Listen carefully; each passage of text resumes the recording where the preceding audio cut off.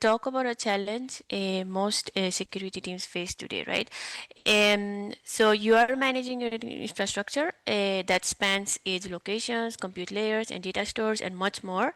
Like Mark was showing you before, now you have agentic AI, you have AI applications, right?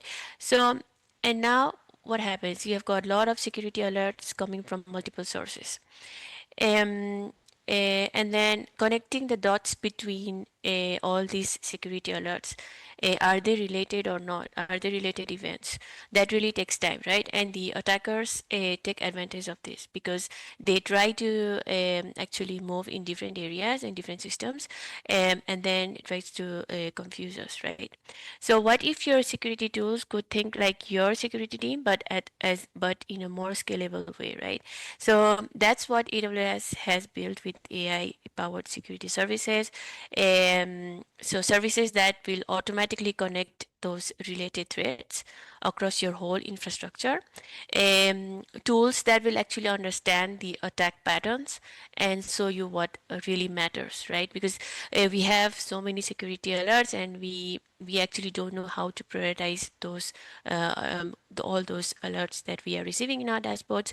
So and then also systems that will actually learn and also adapt as your environment evolves, because not all so we may have a reference architecture, we may be using the same services, but our business cases can be different, and our environment also changes. We have different setups, so these systems will learn and also adapt and know what actually matters in your environment, what is normal and what is not normal behavior in your environment, right?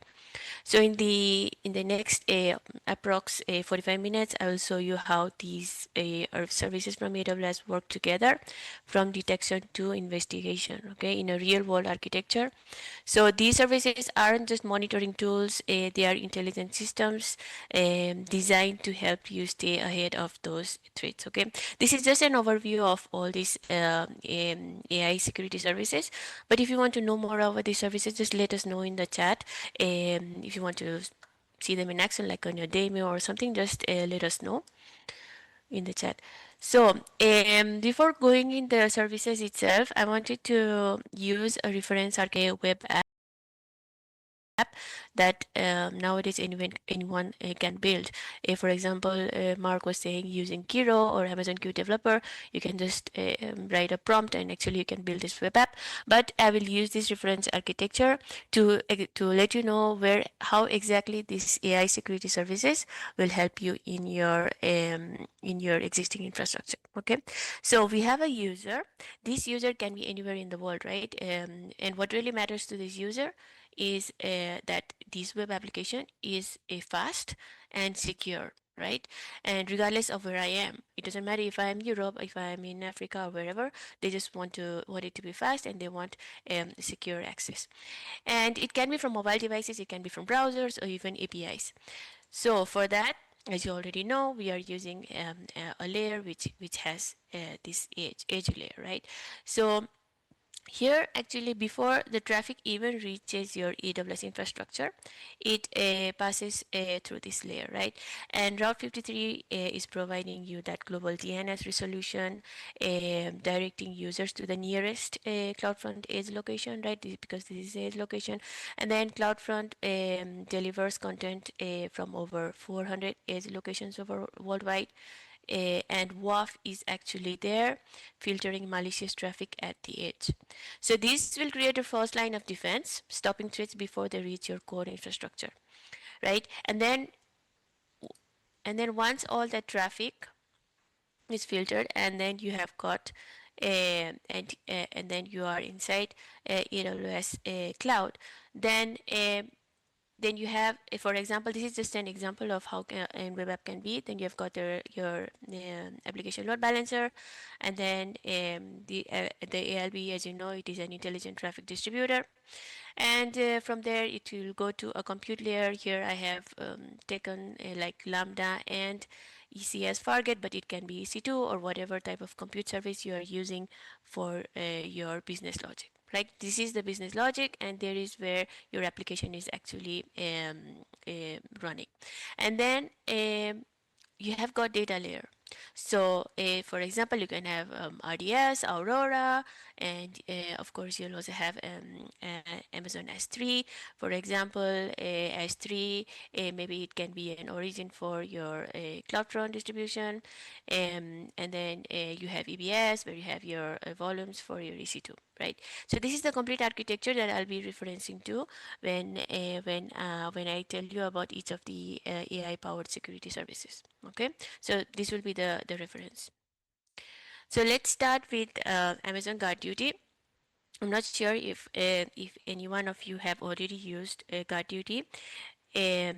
So it is an intelligent threat detection that is continuously monitoring your AWS environment for any type of malicious activity. Okay, it is using machine learning to analyze billions of events and detect anomalies in real time, and it will identify threats you didn't even know you are looking for. Right, so it is intelligent.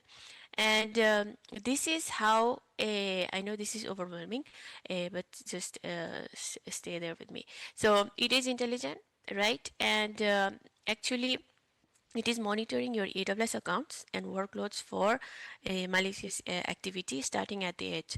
So what it does it is analyzing multiple data sources, right? So including VPC flow logs, right? And then from your edge infrastructure, you have got DNS query logs from Route 53, and then you have got those CloudTrail logs, which are tracking those API calls to CloudFront and also from WAF. Okay, so for edge protection specifically, GuardDuty is monitoring traffic patterns at a CloudFront distribution. It is detecting scanning attacks, which may be targeting your edge endpoints, and also it is able to identify any compromised credentials attempting to access your edge services. And most importantly, also think about S3 where there is your where you have your data there. So it also tracks S3 data events.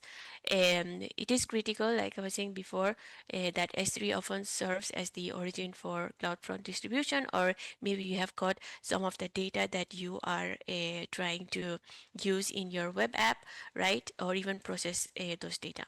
So in the back end, right? So GuardDuty, what it is doing is it is using machine learning to establish a baseline behavior.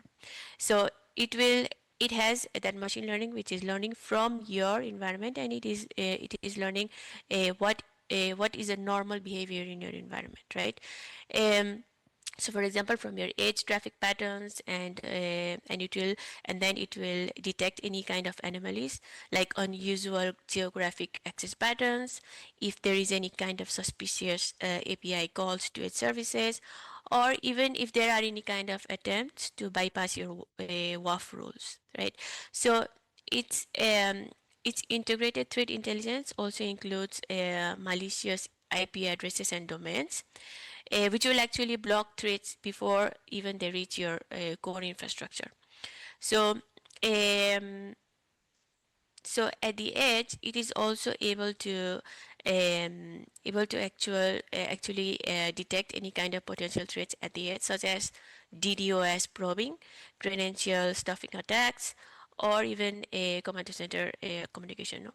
And it will generate those detailed security findings that you can share with the security teams, or you can even feed it into Security Hub, which I will talk about later, for centralized visibility.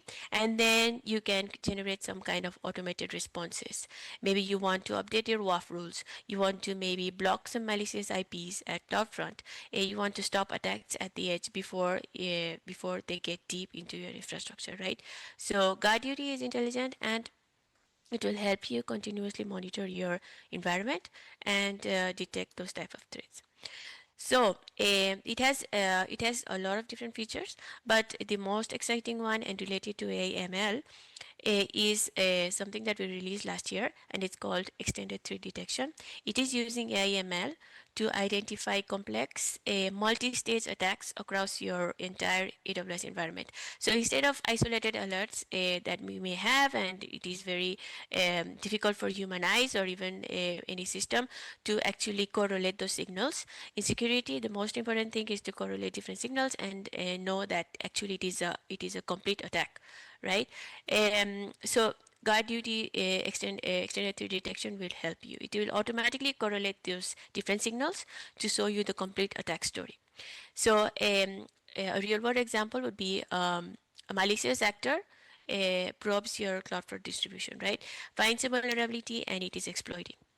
So they compromise an EC2 instance in your application layer, and it is a totally different signal, those two.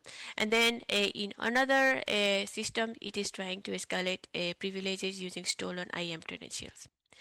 And it is starting to exfiltrate data from S3. So this seems like totally different security alerts in your existing security system, right? So traditional, you'll have one suspicious CloudFront traffic, you'll have EC2 instance making unusual API calls, you'll have IAM credential misses you, S3 data access no anomaly. So it will be like totally different alerts that you are seeing independently, isolated.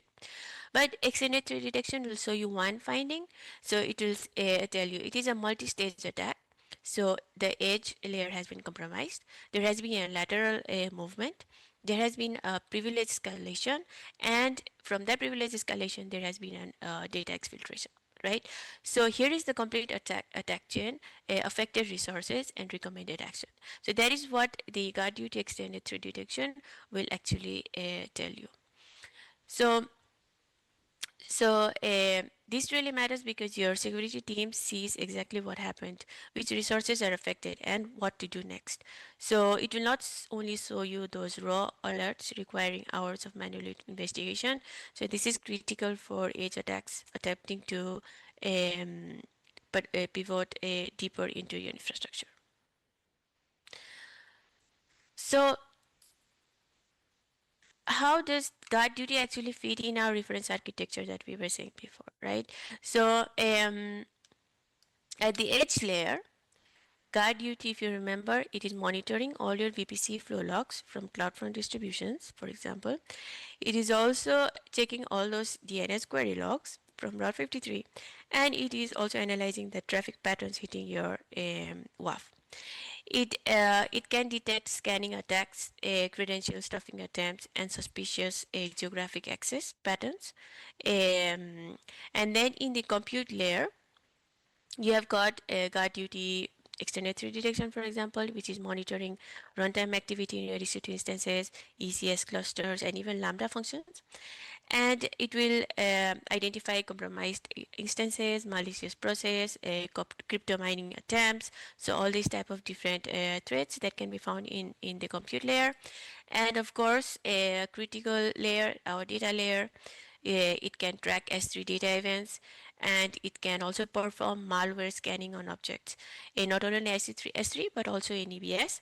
And it can also monitor Aurora login events, and it can detect any kind of unauthorized data access or exfiltration attempts. Um, so the power of guard duty, actually you are seeing that it can be used, it can detect those type of threats or monitor in each layer. But as I was saying before, the power of guard duty is that it doesn't just monitor each layer independently. Okay, it is able to correlate all the signals across all these layers. So an unusual DNS query at the edge, followed by suspicious EC2 behavior, followed by abnormal S3 access, gets connected into a single attack sequence finding. So this gives you a complete tree story, not just isolated alerts. Okay, and all these findings can actually you can use all those findings to create automated response by sending them to our centralized security service, which I'll be talking on later on. But you can also create those type of automated response. So the next AI powered service, security service, is called Amazon Macy. I saw a question before I started presenting and I couldn't respond. So Amazon Macy is actually it is